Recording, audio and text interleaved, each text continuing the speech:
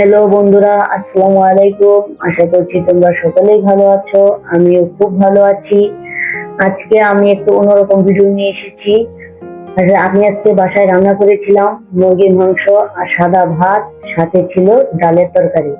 তো খাবার বেড়ে তারপরে আমি দোকানে চলে গেলাম আমার হাজবেন্ডকে ডাকতে।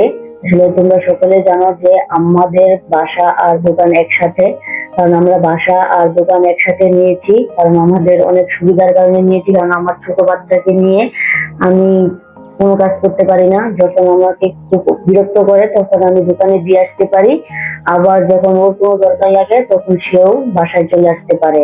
তো এই সুবিধাটার কারণে আমরা এই বাসাতে আছি আর কি। তো যাই হোক, ও মুরগির মাংস দেখে অনেক খুশি হয়েছে, কারণ মুরগির মাংস ওর খুব ফেভারিট, আমারও প্রিয়, আমার ছোট মেয়েরও প্রিয়। মুরগির মাংস খেয়ে সে বলল, একদম তোমার মায়ের হাতের রান্না হয়েছে। আসলে আমি আমার এই রান্নাটা মায়ের কাছ থেকে শিখেছি। মা ছাড়া তো প্রথম রান্না বান্না তো মায়ের কাছ থেকে শিখতে হয়। আমি আমার মায়ের কাছ থেকে শিখেছি। তোমরা মুরগির মাংস কে কার কাছ থেকে শিখেছো অবশ্যই জানাবে। এবং মুরগির মাংস, লেবু, শসা, তার সাথে কাঁচামরিচ থাকলে তো ওয়াও, কোনো কথা নেই। কিন্তু ও খুব, আমার এই জিনিসটা খুব ভালো লাগে। কাঁচামরিচ আমি সব খাবারেই দিই, কম বেশি সব খাবারে দিই।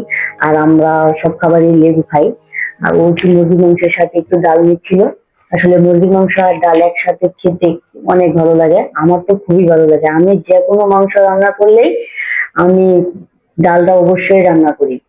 আচ্ছা, যাই হোক গাইস, আজকের ভিডিওটা এই পর্যন্তই ছিল। থ্যাংক